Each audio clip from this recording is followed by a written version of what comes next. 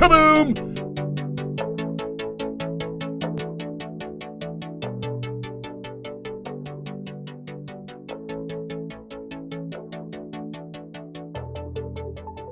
Welcome to Behind the Numbers. We got off-season episode 3, episode 23 of the show. And I thought it'd be good to bring our man Ty back on the show just to talk a little about off-season football.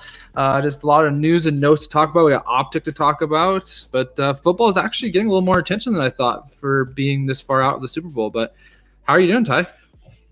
I'm doing well. Thanks for lowering yourself and having me back on the show. Oh, yeah. Long list of guests that you could have. Had to show some respect. So we got some apparel now. So we got the Behind the Numbers apparel. Oh, yes, I haven't seen it yet. That's awesome. How's that working? That's awesome. Appreciate it. Bench Clear Media coming through clutch with some nice apparel for the show. So we're looking good, looking sharp. Yeah.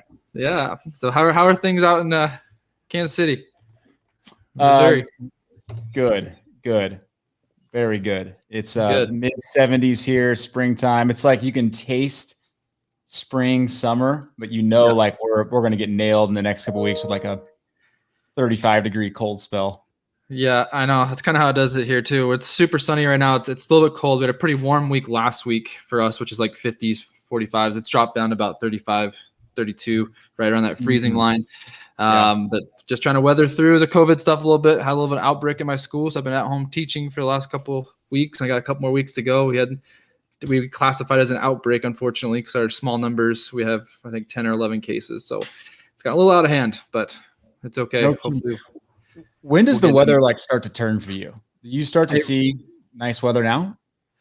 It is nice weather now, but we do typically have one more little snow stint that's going to hit probably April-ish, May. And then once we get out of May, we're in really good weather, really long days, up till 10:30 at night. It's sunny. So that's kind of where we can still have one more. It kind of fakes you out here. We come into spring break into March, and then you think you're home free, and then you got one more little one more snowstorm. So I've learned that through the years being up here, but anyhow. Got it. All right, so I thought we'd just jump into the product update. Obviously the big three we keep watching closely. I'll just kind of go through them again, and then we can just comment on each. So we got Mosaic. The cellos are 39, so it's down about 15% since the last time we updated. Hanger box 60, it's about the same. Blasters for Mosaic 95, those are up 30% from the last time we chatted. Mega box 160 to 182, up about 10%. No recent huddle box hobby sales, and then hobby box for Mosaic around 850. So you can see the cello packs went down a little bit.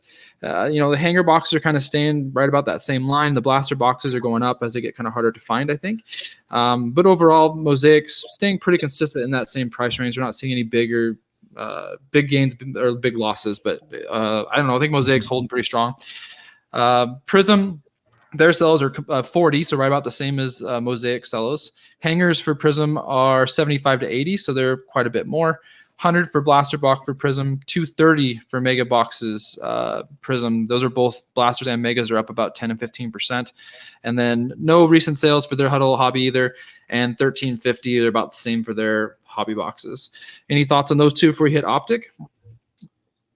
No, I mean, I think two thoughts. One, I think we're seeing the same thing in baseball right now. For some reason, blasters are just carrying a really good premium. It's something about being in a box, I think, that holds a little bit more of an advantage over having an empty pack. Right. I do damage control, not searching, all that stuff I think is important. Right.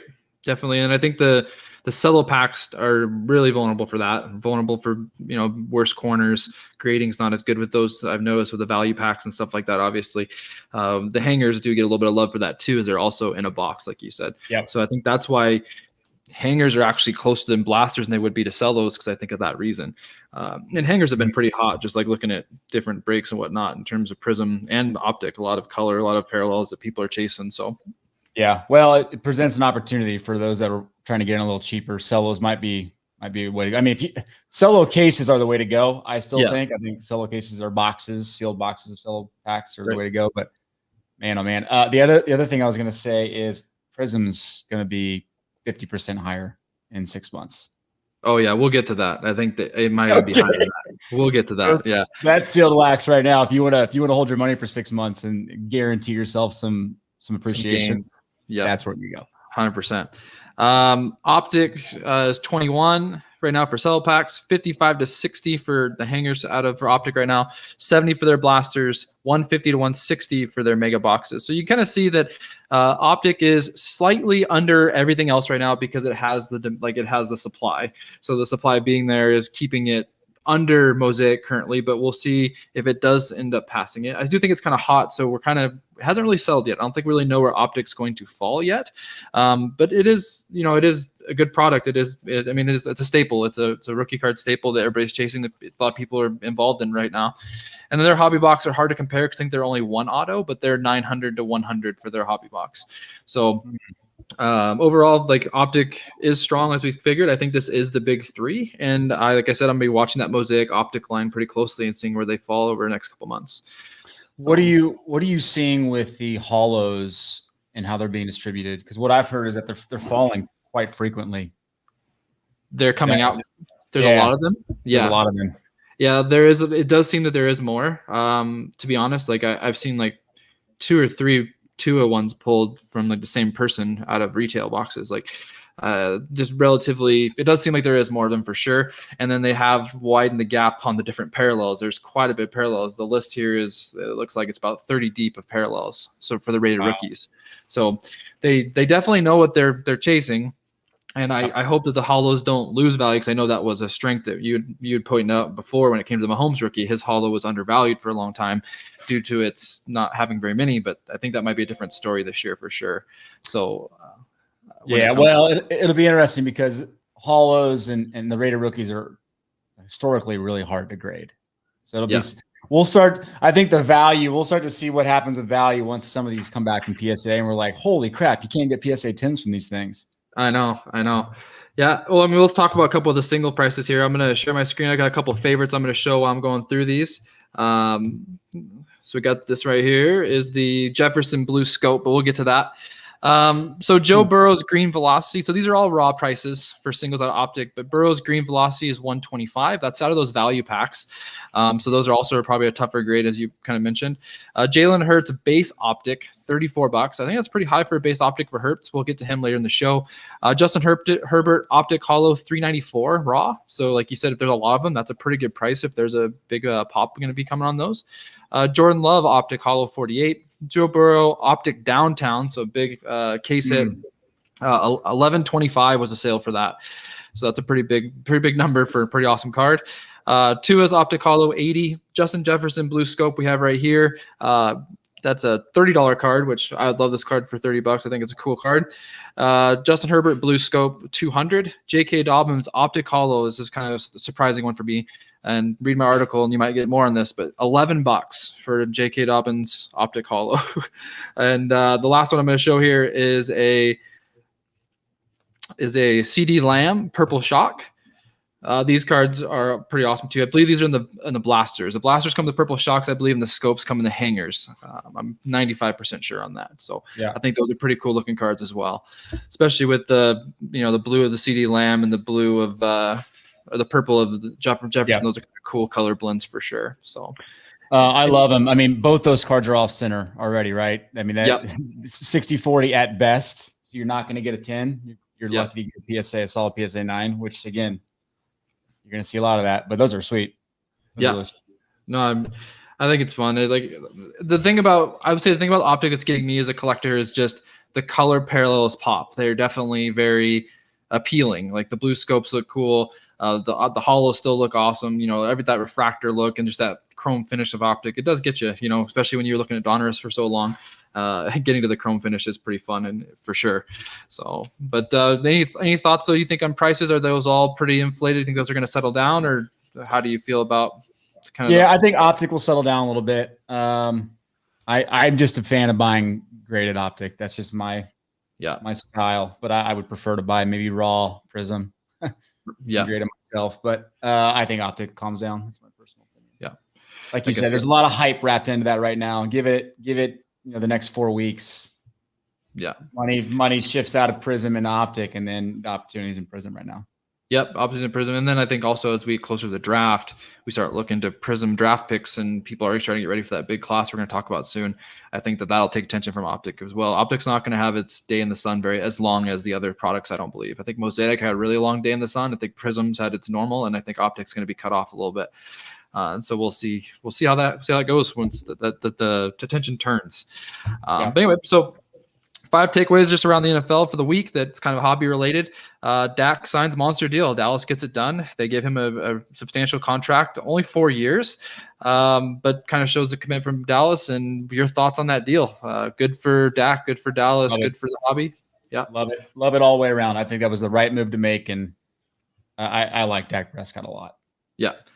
I do too. It's hard to take, you're not supposed to have the emotional part when it comes to the business decisions, but I just think that what happened last year and what he's done for the franchise, that's the right thing to do. And that's going to carry that. I think that's a tone you can set with your franchise long-term. That's going to go a long way with other players. Like players will be more open to coming to your program if you're able to do those type of things and reward players for their efforts. And I think that Dak's the top deserving guy for that. So I'm pretty happy as a fan for sure. I think it does help because I think they do have tons of offensive weapons. Their offensive line needs to be rebuilt a little bit. They do have a high draft pick. So Dallas does have talent and good draft picks to make some big gains in the offseason. They already have some restructuring going on. I think that Dallas is going to be in a position to contend for that division. We know that division's weak, but I do think that's a great spot for Dak. I think his numbers can be as impressive as they were to start the year as well. So I'm excited to see how he does. Yeah, I think it's great for Dak Prescott, and it's even more great for CeeDee Lamb. Yeah, CeeDee Lamb, Zeke needed him too. Zeke's bad. Yeah.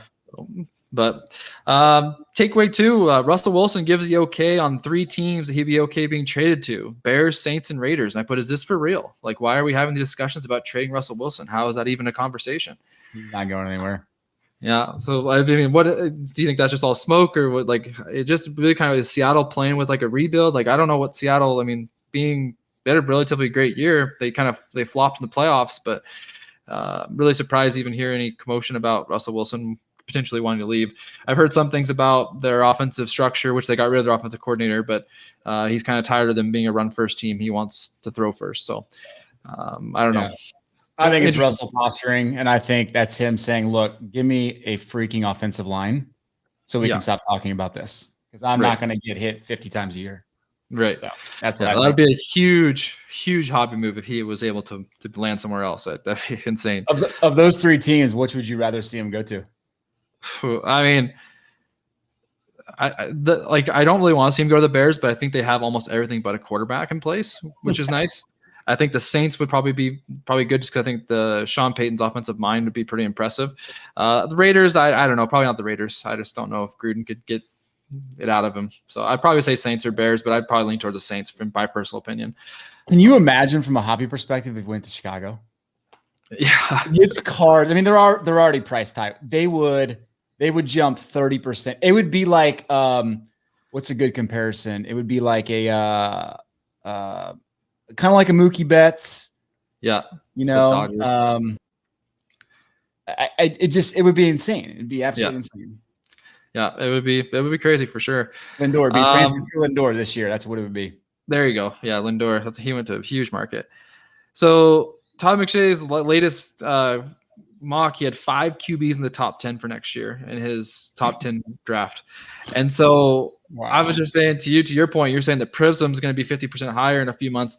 I think next year's Prism is going to blow us out of the water. I think if we have 5 quarterbacks in the top 10 of the draft, and of those 5, like of the 10 picks, only 1 defensive guy, 9 offensive. They had 5 quarterbacks, 2 receivers, and a tight end. So 8 of 10 picks were offensive.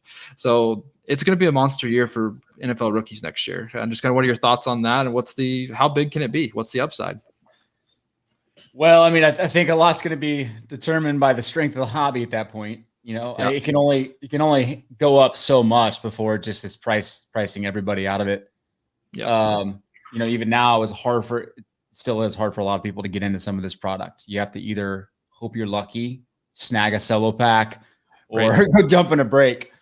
Yeah. But I mean, Trevor Lawrence and the crew is going to drive some serious hype.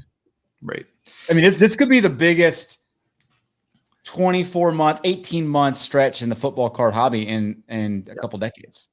And I fully agree. Like if you just go back, you just look at the case of this year had 3 quarterbacks, now 4 with the Hurts, but they had 3 quarterbacks in the top 10 and 4 quarterbacks that are relevant. And this class has 5 potentially going to the top 10. Year before, we had 3 quarterbacks we were kind of watching, but nobody really liked Haskins. Jones was kind of indifferent. Locke was a 2nd-round pick. Like in terms of depth of quarterback position, this has one of the best we've had in probably over a decade. They said, I think back to the Tim Couch draft, which a lot of those guys, a couple of those guys flopped, but they had 5 guys in the top 10 as well.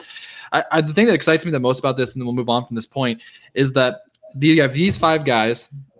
Last year we have 4 guys. So just between the last 2 years, Ty, we have potentially 9 quarterbacks that are going to be starting for football teams. That's a third of the league in 2 drafts. Potentially, if obviously there'll be a flop or 2 or a bust, but that's a lot of youth coming in the league. That's really good for the hobby. It's really good for the quarterback position. We're getting that kind of turnover that people kind of are wanting. So, pretty exciting. It's extremely exciting, and I think we're seeing that turnover, changing of the guard. But I think it presents an opportunity. I think there's going to be some really fun rookies to watch, but these are distractions from the players that provide a lot of value. We're going to talk about our top 3 picks. Yeah. A couple of mine are guys that are being overlooked, mainly because there's going to be a lot of hype coming and they're going to be overshadowed. Yeah, for sure. Great opportunity. Pretty quick on this because I know there's not a ton of love because not too much quarterback movement in free agency, but so far Godwin and Al Robinson have been franchise tagged. I knew Robinson would. I wasn't sure about Godwin. I kind of was hoping Godwin would get a chance to maybe be a receiver 1 somewhere else. I think he still could be the receiver 1 in Tampa Bay, but if Brady's still there, he's still going to get looks and get good value. So that's okay. But the interesting one to me was Kenny Golladay was kind of let go essentially by the Lions. They didn't tag him, and Hunter Henry didn't get tagged. I think Golladay is kind of intriguing to me just because I think if he does go somewhere, he can't be receiver 1. His biggest thing has been health. But of those kind of guys mentioned, anybody stand out to you that's intriguing? Not really, honestly. Yeah. I wish there was. Yeah, I know. It's a little bit of a low free agency period in terms of the hobby, to be honest. So not too much going on. And the last one, takeaway 5, is pretty big for the hobby. Eagles owner. The owner tells the team that they are building around Jalen Hurts. He instructs them that's what we're doing. So it kind of makes the call from the top. Thoughts on that? What's that mean for Hurts? Does that change your view on him? What are your thoughts on the Eagles building around Jalen Hurts long term? Well, I think it was necessary, right? They were coming off the Carson Wentz thing, a guy who took him to the Super Bowl. And they cut bait, and I felt like there was a little bit of like that uncertainty for a young quarterback. I think it's just not necessary, especially a guy that came in and played as well as him. I love it. I think it's great. I mean, to me, he looks like the guy for them. To me, it's the only move. Like to people who keep saying, "Oh, it's just it was the only move," because a couple of things. Eagles aren't high enough. They are high enough they could move up for quarterback if they wanted to, but you're going to get the 2nd or 3rd quarterback. Do you want to lose the opportunity to take a really good player on taking a chance on the 3rd or 4th guy in the draft at the quarterback position? Probably not, especially when you have a guy that's shown some flashes. Yep. And so the only thing you can do in my mind is build around him like the Jets might do for Darnold. Build around him, see what you can do, get a nice team, and if it doesn't work, then put somebody in that position. So I think that they're making the right decision for sure, which is the only decision. So it'll be interesting to see if they go get Devonta Smith or a good receiver, some O-line helped. They'll probably address the offensive side, I imagine, for sure. Yeah. So. Yeah, all my cards of him flew off the shelves this past 10 days on StarStock. Yeah. I sold them all higher. I actually sold mine right when he started starting. I just don't believe him too much as a passer, but we'll see. I could be wrong. All right, so kind of moving into the top 3 buys of the offseason. So my article real quick. Let me talk about one of the piece of news that came out today. The whole Topps Trevor Lawrence thing. Oh, okay. I did not. So you're gonna have to lead the way. Well, so Topps announced they're partnering with Trevor Lawrence in this exclusive 50-card box set that it's got a bunch of custom artwork, and he's going to be doing some stuff for them. I saw Ivan tweeted out earlier, Topps is back in the football game. I think that's probably a little bit of a stretch, but yeah. There's it looks like they're doing some stuff with him. It's going to be college unis and all that stuff, so it's not even licensed. But yeah, it did come out today. It's getting some buzz. Yeah, we'll see. I mean, I think he's big enough that still probably will move a little bit, but I probably wouldn't touch it in terms of the price point. So yeah, interesting. Trying to get any piece they can, right? I was gonna say he's that guy, right? He's got the face of a quarterback. He's got the physique. Everyone's trying to capitalize on Trevor Lawrence. I know, for sure. But yeah, on to the top 3 buys of the offseason. So yeah, my article just came out on Breaker Culture, so check it out. Give you my top 10. We're just going to keep it to 3 each here. And I did kind of talk about 3 of the guys I wrote about more extensively in the article. So definitely go check out if you want more info on them. But I'll go first time. We can just kind of go back and forth. Can I share my screen real quick? What's that? Can I share my screen and type these in? Yeah, for sure. So I'm using collectorplayer.com. I think it's a sweet spot. There you go. Yeah, for sure. That tool is amazing. So I'm going to start with Jonathan Taylor. Jonathan Taylor, I just think that his first 9 games, he had 400 yards rushing, just kind of getting used to the system, getting used to the league. He had a little COVID week where he missed. And his last 5 games, he was at 700 yards. And I just think that seeing what he can do and seeing how committed the Colts got to the running game down the stretch and how successful they were doing that, man, he could be a 2,000-yard rusher easy. 2,000 yards, 15-plus touchdowns, a fantasy monster. And that's how he was used at Wisconsin. So he's used to that workload. Now, we can get into the discussion about long-term. Is that sustainable? Probably not in terms of that position, but he has carried that workload and he has done it for a long time in his career. So I just think Jonathan Taylor can have a massive year next year. Okay. All right. Running back first. Interesting. Yeah. Running back first. I save the quarterback for last. Okay. Well, I'll start with a non-quarterback too, a guy that I think is the best receiver in football, DeAndre Hopkins. I still think he's underpriced. Go to his page here. So 2013 Prism, number 225, population under 100. For most of these receivers, it's under 100. Yeah. 300-ish bucks. I mean, it's just hard to beat. Like, I think Kyler's going to explode. And he was, a big one on your list that you just put out on the site. Kyler Murray. I think DeAndre Hopkins is the beneficiary of Kyler Murray exploding. Yep, I think so as well. I think DeAndre's a great call for sure. My receiver is actually a little bit more of an underknown, but I think his numbers really pop. I went with DJ Moore. DJ Moore with Carolina. He's had 3,100 yards in his last 3 seasons, so he's averaging 1,000 yards a year. And that's with also kind of an injured Cam Newton 2 years ago, and then also Teddy Bridgewater, who can't really push the ball down the field. He's had 135 and 118 targets the last 2 years, and last year in 118 targets at Bridgewater, he only had 61 catches. And so they just can't get in the ball. And like, I get so many texts from my buddy Drew, who's on the show for Upper Elo. And he's a big DJ Moore fan. And just every man, he's like, Teddy missed him on a touchdown again. I swear he's told me that like 5 or 6 times a year, missed him on a touchdown again. So that's the staggering thing about DJ Moore's numbers is he has 10 touchdowns in 3 years of that production. So I think if they can draft a quarterback or get a guy in there, then get the ball down the field to him, he's going to be also has the ability to be a monster. And I could be one of the top 10 receivers in the league. So I think he's super cheap. It's a really low risk, potential reward there. But DJ Moore is a guy I'm watching for sure. Nice, man. 2 of your top 3 are non-quarterbacks. I think this is more just a group of 3. I don't know if they're my top 3. I think, Kyler's on my article. He's probably number 1, but these are just kind of a group of 3 to be fair. Okay. That's awesome. Okay. So my number 2 is Deshaun Watson. I'm sorry. I think he is going to end up being top 3 quarterback in the NFL next year. Yep. And he is absolutely not priced accordingly. So I look at that 2017 Prism Silver 207, number 279. I mean, the PSA 10 you can grab for $1,500. Yeah. Sign me up. I'll take that all day long. Right. So. And he has a lot of gains. Like, he might still get moved somewhere. It's a better situation. I do think that if he stays in Houston, I think that is a concern. I don't see them winning anytime soon. So that's my only concern. If he doesn't get moved, that might be bad for his overall hobby. Not going to matter. He's going to be the guy. All right. Feel my bones. All right. We'll close mine up with a quarterback. I went back to Baker Mayfield. I know we've talked about him quite a bit. He's got 11,000 yards, 75 touchdowns in 3 years.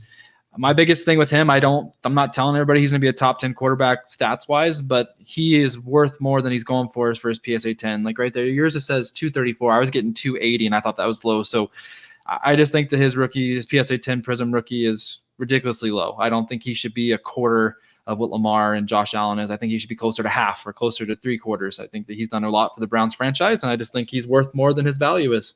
So that's kind of my thought on Baker. I love it. I completely agree on Baker. He was my number 4 on the quick 4 I jotted down. Yeah. My number 3, you'll never guess this.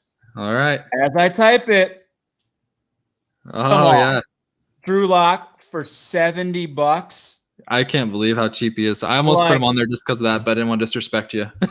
No, I mean, I have my fair share of these. Trust me, and I bought them a lot higher. I've grabbed a few recently. I think it's just worth the risk at that point. Right. I mean, I get it that the population's higher than other people, other quarterbacks and other players in the NFL. In fact, it's the highest of the ones that I track. Yeah. But it's so small compared to other sports. Like you can move when he starts to move, and he if he does end up having a couple, a good season or a stretch of good games, it's going to move so fast. Yeah. My take with like Drew Lock is kind of two things. I feel like he has, so to me, he's shown the arm talent and he's shown that he can make all the throws. It's the consistency and like not just making the bad decisions is what he struggled with. And I think that can be learned. Like he can learn that stuff. I mean, quarterbacks don't, and they still struggle, and that might be the case. But I do think that he has shown the talent to be successful. It's a matter of putting it all together. So it's definitely a nice upside pick for sure. Thank you, Tyson. There you go. So I thought we'd kind of transition more to like a hobby chat here. I think obviously, you've had a couple awesome clips out that have been very informative on the grading card dilemma, and just talking about how difficult that's getting for people. And, we have the options right now of PSA, BGS, HGA, and SGC.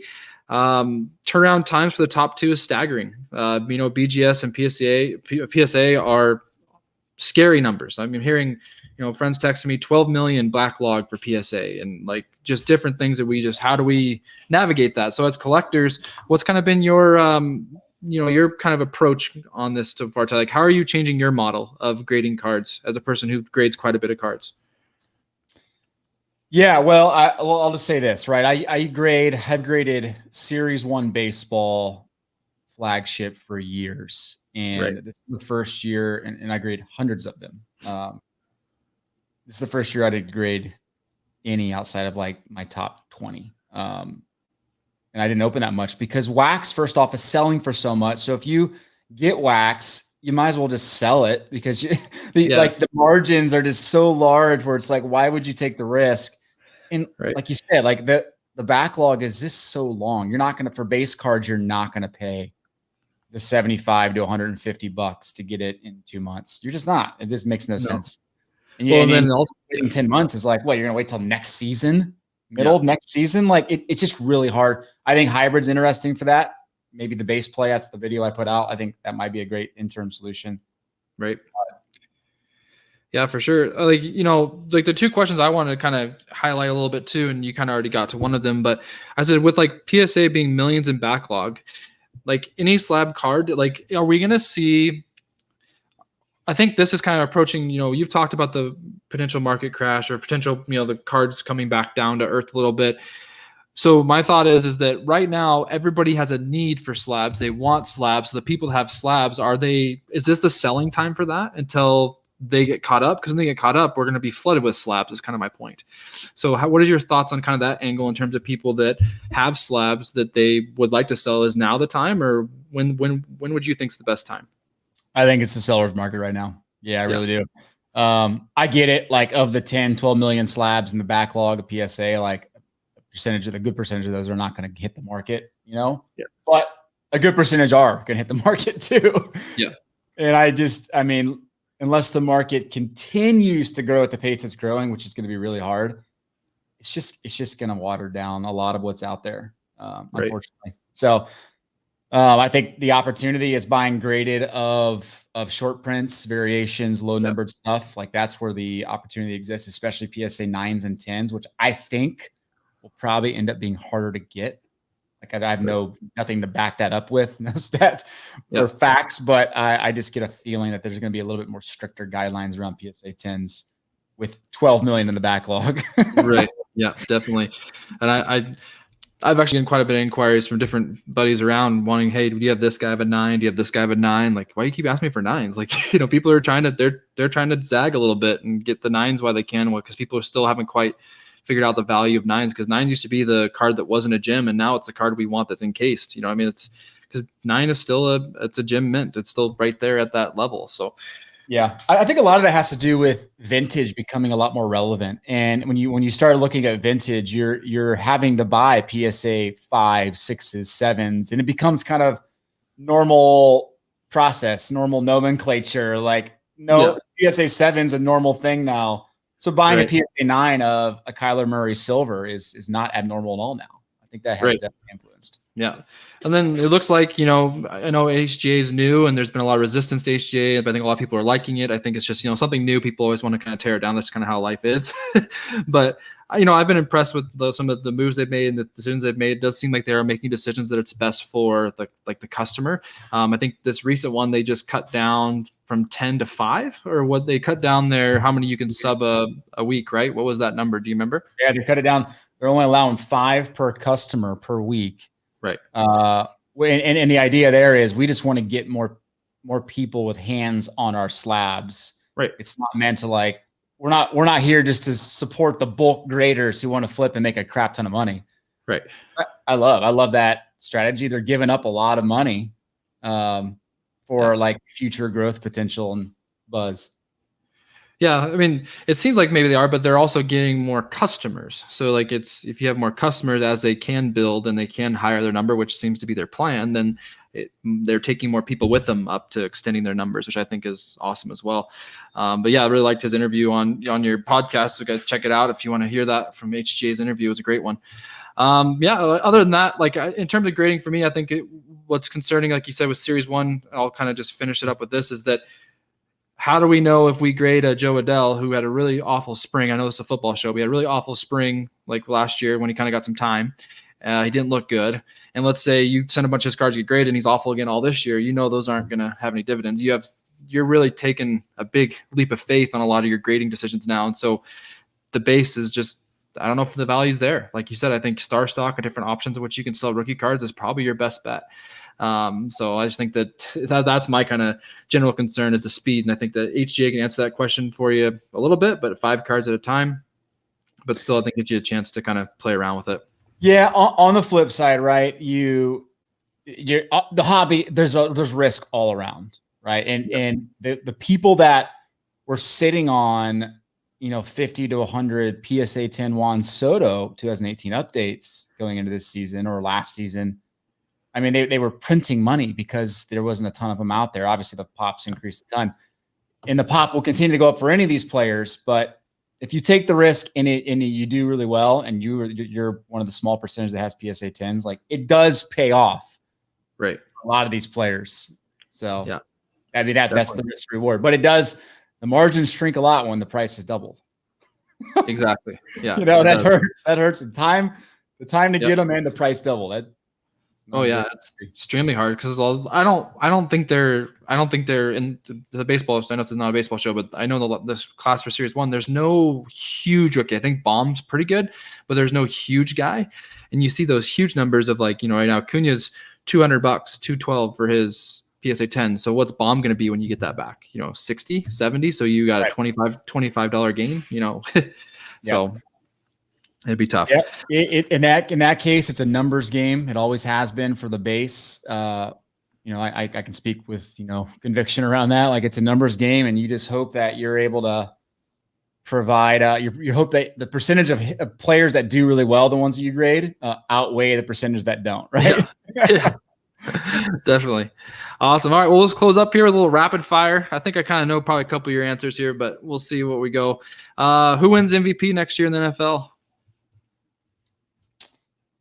I'm going to say that's a great question. I'm going to go with Saquon Barkley. Ooh, that's a really good choice. He appears in the article, so check it out. I'm probably going to say that I want to say Josh Allen, but I think I'm going to say Mahomes takes it back, that he's angry. So I think Mahomes might torch the year for everybody, possibly. Who wins the Super Bowl next year? Chiefs to get it back. Okay. I probably have to go with Chiefs too, to be honest, as well. And then tough one for you. I said, who besides Lawrence would be your pick for Rookie of the Year? Oh gosh. Try to open the list for everybody here.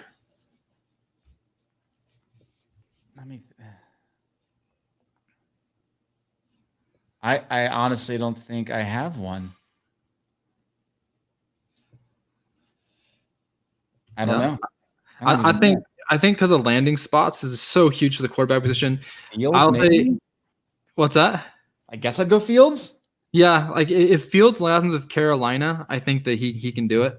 I think Carolina's kind of built. They got the offense, the CMC and DJ Moore and a lot of things around him that he could do it for sure.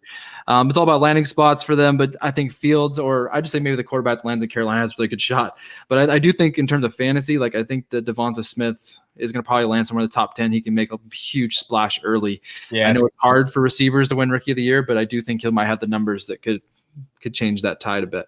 So what an elite receiver that guy is. My goodness gracious. Super impressive. Yeah, well, that's kind of all I have for the show today. Keep it nice and short for us on a Thursday morning, but thanks for being on, Ty. Appreciate it. Thanks for having me. All right. Good little update. All right. All right. Take care. See ya.